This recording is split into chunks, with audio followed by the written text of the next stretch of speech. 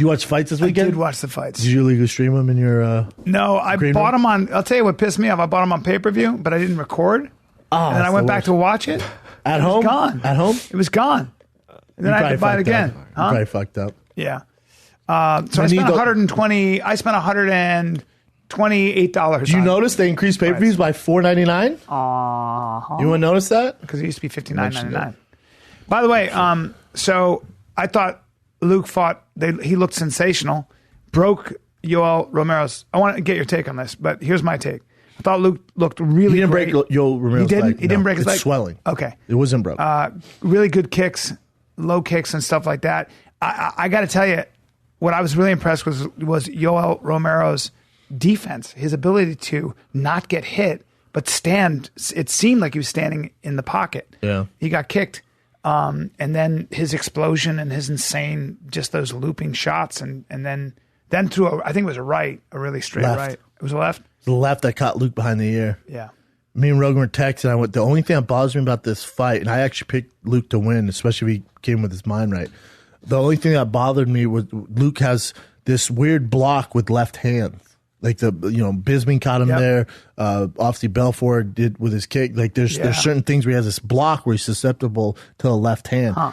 Now I don't know if there's a case of him not working on it or whatever because it hit him behind the head, and that's what rocked him. I was more upset Mark Goddard didn't get there in time to stop him from eating literally a flush cup, literally just a flush uppercut. Yeah, like you just pinned against the wall, and you have Yoel Romero, who's a 42. He came in so fast. 42 years old, mind. I think he's 40. He's 42. Look it up. Who's 42, and just literally, as if someone said, "Hey, Brendan, punch this candle as hard as you can in the face with an uppercut." That's what he did to Luke Rockhold's face. It happened so fast. He jumped on him, and there's no. You can't be so far away. You can't be so far away. Okay. He's so far away. Yeah, 40. Dude.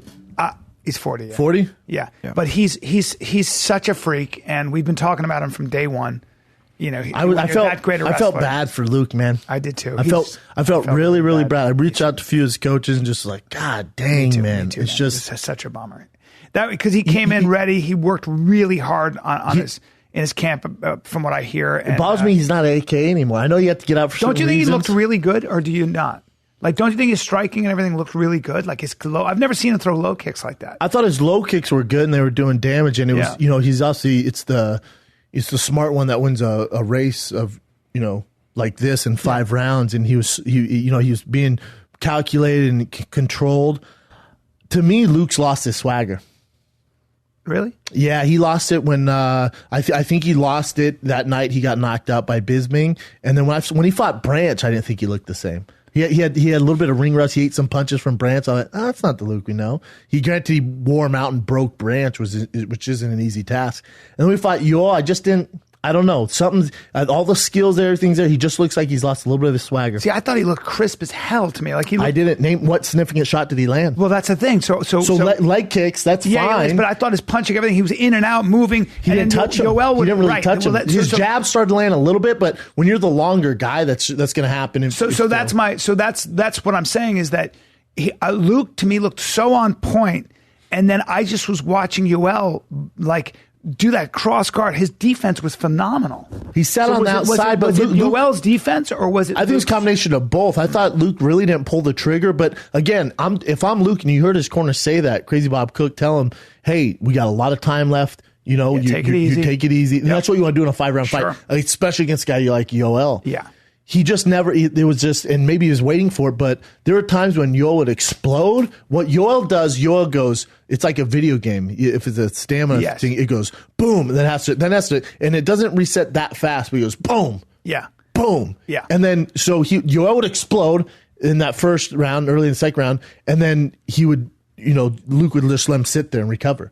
When typically you gotta if you want to wear him out, don't let him just sit in front of you. Make him work. Don't let him reset. Don't let that rest. Don't let him keep resting. Don't let him keep resting. And I just that killer instinct just wasn't there for me for Luke this fight. What? That's interesting. Yeah. So I still think technically and athletically and overall package, Luke is still the best middleweight in the world. That being said, I think Yoel Romero was an easier matchup for him than Robert Whittaker. I thought Robert Whittaker versus Luke scares me for Luke. Why? First of all, Robert Whittaker fought Yoel and beat him. Yes, and smoked him. But is it Yoel's learning curve? And he's such an athlete. I feel like learning curve. He's 40. Yeah, but Yoel Romero's the same every time we've seen him. Is it the same every time? There's not. His striking seems like it's gotten. Although it's same every time. Yeah. His striking is not technical. No, it's not. You know who's just as looping and you know who's just as explosive Whittaker? and more technical? Whittaker. Robert Whittaker. Yeah, he's fast. Oh, and he's also very tough to take down. He is. Now, I'd assume Luke's game plan with him would be to try to get him down to the ground, but I don't know if we see Whittaker, Luke. Well, Whittaker's a nightmare for those guys. He's the perfect, he's the right size. His stamina hits like a Mack truck. Yeah. Hard to take down. Yeah. He has all this confidence now. Mm-hmm. I don't know. I felt so bad for Luke. I did too. This is kind of the time though when you decide, like when you're up against it and you because for Luke, remember he lost to Bisping. He was out for how long? Over a year. Yeah, wow. He did the modeling contract. He did all that stuff. He had his beef with UFC. And then he comes back, fights David Branch. There's a little bit of ring rust. He looked okay in that fight. I thought there was a lot of holes in his game there, training at the new camp. But he still got it done. And then with Yoel Romero, it's like, and then you lose this one. It's just like, fuck, man. Well, the game's such a bitch. It's such a bitch. And there's so many monsters. Yoel's such a monster. So for me, like when you lose to Yoel Romero, he's the best in the world. I believe he's not Yoel, the best in the world. I think Yoel comes back. Well, Robert already beat him. I know, but now and Robert, the guy who some would say beat Yoel in the Jacare fight. Robert Whittaker, literally walked through him. I was like, what? I know. Trying to take me down. Took me down, got up, boom. Yeah, crazy. Whittaker's a nightmare, He's man. a nightmare. Do you think Whittaker beats Yoel again? Yes. In the same game plan? Same fashion. Honestly, tell me what that is. Dana already said that's the fight he's going to make because, Yoel missing weight. I agree with him. It's not that big of a thing. It shows you what they think of interim belts, right? Because when Yoel wins, he doesn't get an interim belt because he missed weight. But short notice, Yoel's a bigger dude as far as muscle-wise, so the weight cut's a little harder on him. Yeah. So he missed it by 3 pounds. I wouldn't knock him for it. No. Yoel Whittaker too. That doesn't do much for me. I don't know. So tell me, I don't like seeing those unless it's really close, like a Jones Gustafsson or DC Gustafsson. Yeah. I don't really like to see rematches because you think you think Whittaker has Yoel's number in that he stands on the outside of the pocket, and just keeps close. He's a nightmare. He's just a nightmare. Better striker. He's just as explosive. He's a better counter puncher. Obviously, Yoel's a better wrestler. Whittaker has better stamina. It's just his time. Younger, quicker, faster, more technical. I mean, don't get me wrong. Yoel's so goddamn explosive and talented. He can catch him for sure. But if they fight 10 times, I would bet Robert Whittaker wins at least 7 out of 10. Who does Luke fight next? How would that work? I bet they give him like a Kelvin Gastelum or not Weidman because he's coming off a win. Jacare. Well, Jacare and Luke haven't fought since Strikeforce. Yeah, but Jacare. So Luke could probably get bumped down to probably 4 now. Because he beat Weidman. So what a bitch this business is. What a bitch. All right? It's the worst. It breaks my heart. It breaks my heart, man. Yeah. So, I don't know. It's tough to see, man. There's not a lot of young dudes, but I'll tell you what, though, and I tweeted this out. I was wrong. I always talk shit about, blockbuster cards and pay-per-views and stuff like that. It's still going to do terrible on the pay-per-views, but great card, man. Great card. Yeah. From the first fight in the main card with Tyson Pedro, who I'm a huge fan of. People are like, if you're such a fan, why don't you break him down the Big Brown Breakdown? A lot of times on those breakdowns, or when I talk about guys, I've been a fan of Pedro for a long time, but a lot of times time constraint. Yeah. I like him. Yeah. I didn't know a whole lot about the guy who was fighting. It was a great submission. And then he gave Rogan a shout out. He's like, all I want to do is go home, whatever, make love to my girl, drink beer, and get on the Joe Rogan podcast. That's great. Love that. And then did you see the Jake Matthews fight? I didn't see that fight. Did you see that evil Chinese man, Ling Jiangling? Eye poke, right? The eye grab. So he's getting so Jake Matthews is a black belt, amazing black belt, and he's doing work, and he's winning the whole fight, but he has him in a guillotine, and it's over. And Jingling puts his what is it? Jinling. Jingling Jang. puts his Jingling. Jinling. Oh my bad. Oh, I'm look at fucking that. close. Oh, that's terrible. Oh no. Oh my fingers. God. Yeah. Oh that's my terrible. God. Now I will say this, and this is kind of known around. It's like baseball. No one really talks about the rules, but there's times when you're in those situations where if he doesn't do that, he loses the fight. So worst case scenario, I don't believe in eye gouging. We can grab some balls or do whatever you want to do, because if you're throwing a Hail Mary there, you're gonna get tap out, you're gonna get choked unconscious, or they take a point from you, but you live to fight another round. Yeah. So as dirty as it is, and did you see what Jake did? I'd have a zero tolerance. You see what Jake policy. did? No. Didn't give a fuck. He goes, I get it, man, because most fighters understand that. He goes, I get it, man. He was going to go out. If he didn't do that, it's the last hurrah, and it's all good. Things happen. I moved on, and because it was a great fight. That was my I fight would of the have night. no tolerance for that. You can blind somebody that way, though. Right? Yeah, but I mean, you can choke a guy to sleep, and your life and career's on the line. Yeah, and but- both these gentlemen have been cut before. Eye gouges are really. Yeah, and that's fucked up. I get it, but you know what I'm saying? Like you're like, oh shit, I'm gonna lose this fight if I don't do something. Yeah, cheat. It is though. It's cheating It's for not sure. only cheating, but it can also end somebody's career. It's fighting though. People forget this is the fight game. It's fighting, but under specific rules, and especially there's no eye gouging, biting. Never forget though what it is. When you pull away all the fancy lights and the Yeah, it's cage fighting. and the sponsors, Sure. you're fighting another man. Yeah, yeah, but there's no excuse for eye gouging. Yeah. It's No, why- I'm telling it's fucked up. I don't make an excuse for him, but if your livelihood and your career's on the line, you're not really like, God, his poor eyes. It's literally like this is a Hail Mary. That's actually exactly when you have to be that way. That's the mark of character. So the mark of character and the mark of who you really are is how you behave under extreme pressure, right? So if under pressure you're an eye gouger, then you're kind of a piece of shit, and that's my problem with that kind of behavior. So No, I don't condone it. Yeah. You've never I know. been in there. So what I'm telling you though, when you're in there, if there's guys and you'll see it all the time, some of your favorite fighters, when they're in a serious problem, they will grab a finger and try to break it. You're not allowed to do that. Yeah. So do you have a problem with that? Because that's cheating too. I do have a problem with that, but not nearly as much as I have a problem with gouging somebody's eye, because you can blind somebody. I mean, kind of. That's what your mom tells you. No, but he's okay. There's gotta Like be he a was zero. fine. There's got to be a zero tolerance. That's crazy. They You can't do that. That's so blatant. They didn't even take a point from I would him. disqualify. They didn't even take a point from It's him. crazy. How crazy is that? I'd be like, Hey, they didn't. How about they didn't even really give him a warning? I'll give you this. Watch this. When it happened, I went, "What the fuck, Yeah. man?" But then when I saw Jake's reaction, I'm like, "All right." I'll give you cool. this. I'd go like this. I'm a very forgiving guy about the human condition in extreme. So I'd go, all right, you panicked, you stuck your finger in his eye, you got to get out of here. You're disqualified. You lose. That's what I would do. Well, it would have been a bigger problem if Jingling would have won, but this Matthews kind of whooped his ass. Yeah. It was a good fight. It was back and forth when they're striking, but Right. you got to be a Jake Matthews fan after this. It's literally like life or death here for Jingling. It's like So here he's been goes. cut before. Also, did he know it was his eyes? Sure, he did. I think Jake said that it's just the heat of the moment. He understands. He was just like panicking. Most So he fighters just will didn't tell. get Why isn't the ref most, pulling his most hand away? fighters will tell you that. Like we all understand what. Most fighters will tell you it's some shady shit though. But you actually get it. You're like fuck. Like my wrestling coach Lisa's like, dude, you get in trouble like that, you take your thumb and you put it right in their asshole and rip it. I'm like, yeah, all right. I was lucky I never got caught in Put your thumb submissions. right but in their asshole. yeah, it's some dirty shit. Yeah.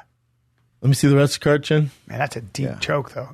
Oh yeah, black belt got your neck. Curtis Blades, I thought, fought a very smart fight. I thought he looked really good, but that Mark Hunt, when he threw that jab and Mark Hunt dipped and threw that perfect right, that overhand right, and Curtis Blades was like, I don't want any more of that. Thank you so much.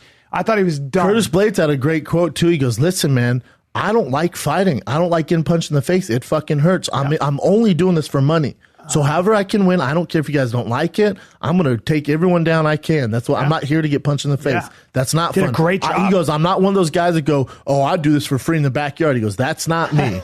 Which I love when guys speak the truth. He comes out of your camp too, right? Yeah. Because when you have these, these Warriors. these gangsters, these street gangsters, I'll fight them anytime, anywhere. And we haven't seen them in how many years now that they're making money? Like everyone talks this talk, I'll fight anytime, anywhere, I'll fight in the backyard for free. No, you won't. You're full of shit. It's all marketing. You're the same as everyone else. You're a businessman. And Curtis Blades was a thinking fighter. Not early on he wasn't. I was actually disappointed. I text Cody like, dude, I know you say his striking's getting there and, no one can touch him in the training room. I thought it looked good as striking. Oh, my God. I thought it was atrocious. You thought his striking I thought it was so amateur. Oh, I thought he had jabs. Really? I'm really worried about him in the top. Unless he gets specific matchups, he's in a lot of trouble. He looked good to me. Why do you say that? What do you see that I'm not? I mean, it's jab, double jab. It was so slow. It was so illustrated. Like you could tell where it's coming from. His right hand was so. That's why he was getting countered. That's why he was just like, "Fuck this." Because for a guy, Mark Hunt literally can just move his head. He just goes like this, moves back. No, the most Mark Hunt can't do with a guy like JDS or a guy like Stipe. There's no just going like this. Because Curtis Blades is so slow and it was so predictable, I was like, dude, quit throwing the 1-2, quit throwing the double. And there's no variation. There's no kicks. There's no uppercuts. There's no hooks. It's 1-2, 1-1-2. He did throw one hook. 1-2. He threw, and then he came back with but he missed both shots. No, it was so amateur. I told Cody, dude, fuck the striking for him. So when you say amateur, so Mark Hunt is picking up on your rhythm, and he's going, oh, you're throwing 1-2. So what he does is he goes, here comes that jab again, and just then he counters and then counters. Literally, anyone who's a striker in that division can give him some issues. But his wrestling's so good, and he's a monster. Was he a wrestler? Was that national his first champ? Yeah. Okay. Yeah. His takedowns were. No, you just don't do that to fucking Mark Hunt with a year of high school wrestling. His takedowns are really good. I was like, Jesus. National JUCO champ, man. God damn. But for Curtis Blades, I don't. He's a monster, but he hasn't been striking that long. Right. Man, if I was his coach, I would tell him, dude, we don't even want to. I don't want to see you throw that right hand. I just want you to double jab to get a hold of those legs. I don't want you exchanging with him. There's none of that. You're going to lose this fight. Look what happened. Yeah. He almost lost the fight. Yeah. I'll tell you what. Right now, Curtis Blades, and he lost to Francis, and that fight got stopped by the refs because his eyes are swollen shut. But he fights Francis Ngannou right now. He destroys him. Because he'll just take him down. He goes, oh my God, he has that little wrestling? Oh, I'm just going to destroy him. Yeah. The UFC's never going to do that. They're going to protect Francis. I bet he fights like JDS next, something like that. But for Curtis, he's such a beast of a wrestler. He's good cardio. He's going to give a lot of guys problems. However, I don't know if the UFC is going to build him up like they should. Yeah. Because you look at the top guys. I'd like to see him again. Volkov would be a good fight for him. Derek Lewis would be a good fight for him. Meaning they're fun fights. It's hard to predict a winner there, and they're going to give him some trouble. Kane's going to be an issue for him. Kane can wrestle and box. Fabricio, you don't want to take down, so that's a nightmare of a matchup for him. Mm-hmm. And then you got Overeem and Stipe. So, but then you got Francis at 1, which would be a great fight for him. But there's no way they feed him Francis. He would eat Francis fucking alive. 100%. It's just tough. But this is the thing about the UFC. It's tough to get there and then work on striking. It's tough to get there and work on striking? And try and get better at I really need to get better at striking. And you're in the top 5 now in the world. And you're fighting UFC's not monsters. You want us to give you a little break while you work on your striking? You go to strike camp. You're off to the races. Yeah. So I was a victim of that too. You're in this video game, and then eventually you get to a level where you don't have all the equipment to get through the level.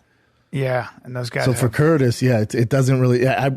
His wrestling's so good, he might be fine. Yeah. All I'm just saying is, if he fights a guy who can defend his takedowns, he's gonna be in a world of trouble. Yeah, a guy with world class strikers like Mark Hunt is just old school. Yeah, he's also older. I felt bad for Mark, man. I know I feel bad for the guys. I felt bad for Mark. Like fuck. He's been doing it so long. 17 years. 17 years. Yeah, you got to be able to do it all now. Yeah. Great night of fights, though, man. Amazing night of fights.